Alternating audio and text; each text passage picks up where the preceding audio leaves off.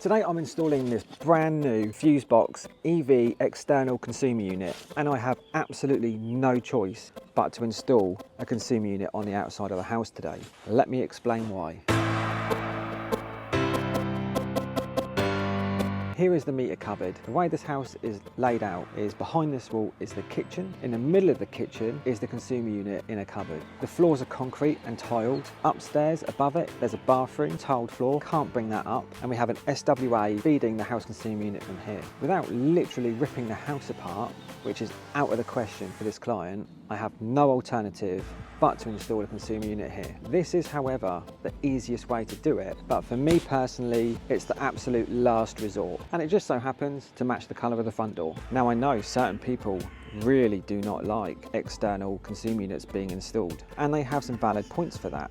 I've had some long discussions about this, and I've been assured that this is suitable for outside use and the protection in it will operate correctly. If I don't do this job, someone else will. We're going to discuss things like IP ratings, give an honest review on this product, and also recently I've been taking a bit of an ear bashing from you data boys regarding my connections. So we're going to cover that, and I'm all about improving my installations.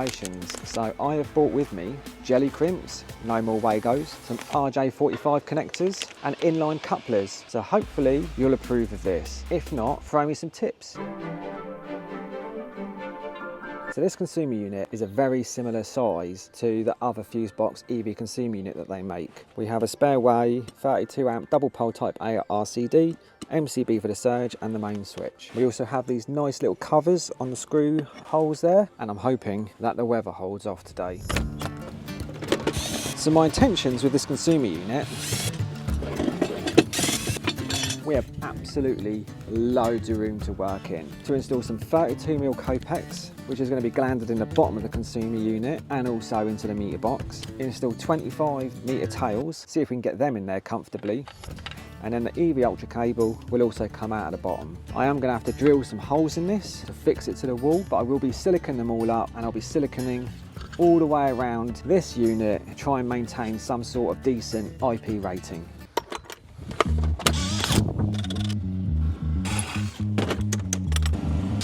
So inside this meter box, we have a 100 amp tails isolator, and then we also have a 100 amp fuse switch, which the SWA is terminated into. What this means is that I can safely isolate this installation, install a Henley block in here or terminal blocks, and connect this up without the requirement of the DNO. Now when you're feeding these cables through the Copex, I strongly suggest leaving it loose. That way you can feed it through and then button it up. Otherwise it's going to be a bit of a nightmare. And with 32mm Copex, 25mm tails, absolutely glides through. It's starting to rain pretty badly, so I've got a little bit of shelter here. There's a porch above me, which also adds some additional protection to this, but I'm going to start getting wet soon. And I'm leaving a nice sweeping loop on this just to take the strain off the cables. Inside this consumer unit, with the surge, the main switch, the RCBOs and everything else, and the spare way, there's room up the side for the 25mm tails.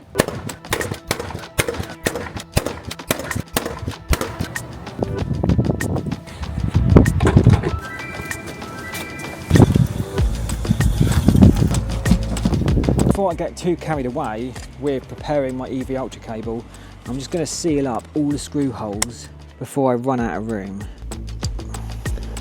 and then run a bead all around the edge.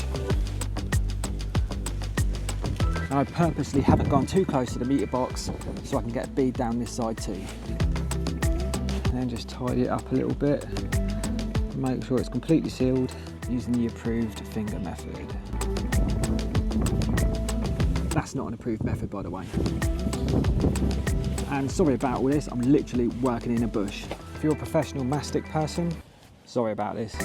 Now with this consumer unit, there isn't any room up the back of the breakers to get your cables around, but there's plenty of room this side of the SPD, so I can still route my cables around and get them terminated nicely. I also have two Cat 5s join up here. I have this one and one going through to the meter. Now you data boys, you've been banging on to me about bad connections, about the Ethernet. This isn't for the Ethernet. This is just for a CT clamp, okay? So I know some of you get really upset about it, literally said I should be shot for using Wagos, but I've listened and I'm trying to make improvements, all right? Don't be nasty, just leave some tips. Because if you are nasty, I'll just delete your comment anyway. And just to be clear, the reason why I'm not continuing this cable through this to the meter box, that means I have a lot of wastage on my EV Ultra cable and it is super expensive. So I don't see why a little join hurts that bad. Unless you tell me otherwise, and I'm all ears. What I've done here is I've made of 2 RJ45 connections, and here I have a little coupler. So if I put that in there, in there, I now have continuity on that. And remember, this in this case is just for a CT connection. And I know one of your main comments is that Cat5 cable should be kept separate from mains. Get it, I understand, but this Cat5 is literally integrated within the EV Ultra cable. And regards to separation, I'll show you in a minute on the charger, but there is an internet connection and mains all within the same enclosure within the charger. So I'm not really sure what you're suggesting on how to separate that. Let me know in the comments. Today's choice of charger is the Zappi.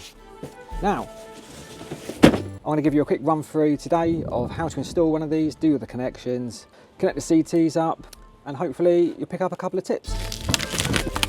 So in this box, you get the drilling template, which you're going to need first of all, so we're going to get that out. You get a quick install guide, the charger, it comes with 1 CT, and you get some fixings with some washers, which you should use to maintain the IP rating.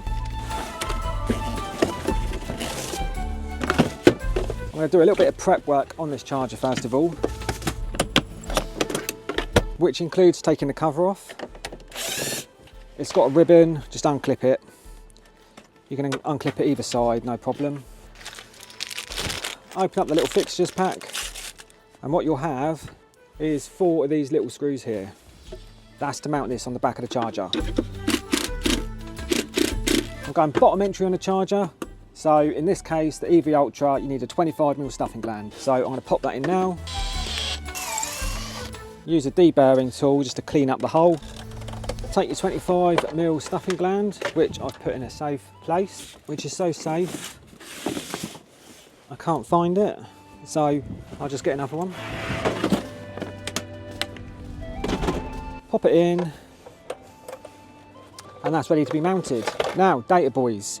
What I was saying about this whole separation from the data in the mains doesn't just apply to this charger, it literally applies to all of them.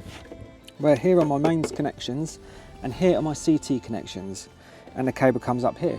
Even if I use a separate data cable, it can't be separated inside this enclosure.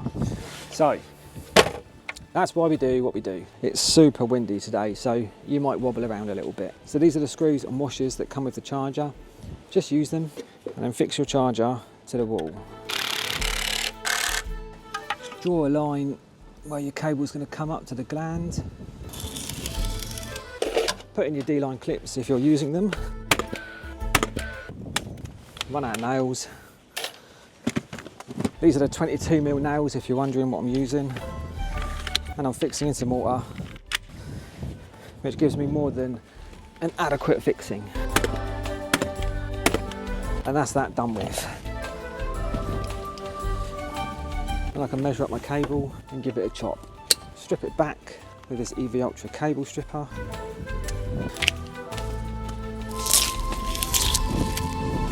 Pop the cable in. Do up my D-line clips, which are super quick, leave a nice tidy finish. Nip up the gland, pair my ends, and I'm just using the brown and the brown-white cores today for the CT, and I just put a little bit of tape around it. I don't want to put heat shrink over it in case the other cores are required in the future. And then these two go in this terminal here, CT1. CT2 and CT3 are available if if you're integrating solar or battery storage, and they're just lever connections.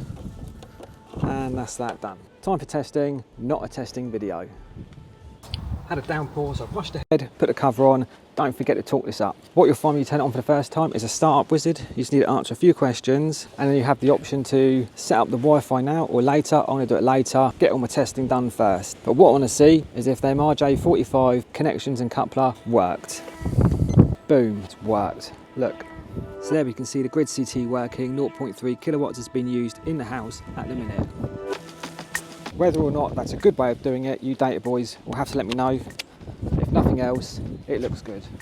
And there is a storm coming in. As far as it goes for outdoor consumer units, the FuseBox one is available in this grey and white. There's plenty of room to work in it, which is ideal. You can use 25mm tails, no problem. It contains all the bits you need. So all in all, a good little unit as far as I'm concerned. Now, people forget that outdoor consumer units have been around for a very long time, way before EV charging points were being installed. So if there was something wrong with doing this, it should have been flagged a long time ago. But it'll be good to see what the future holds, because on installations such as this one, it is virtually impossible to get this job done any other way. So if this isn't ideal, I'd love to hear the solution to the problem. A realistic solution also, not putting a great big enclosure here with a heater in it. No one's going to have that outside the front of their house. And regarding the Zappi charger, as far as I'm concerned, still a good charger, especially if you have renewable energy. It's a popular charger, and of course now it integrates with Octopus. Subscribe to my channel.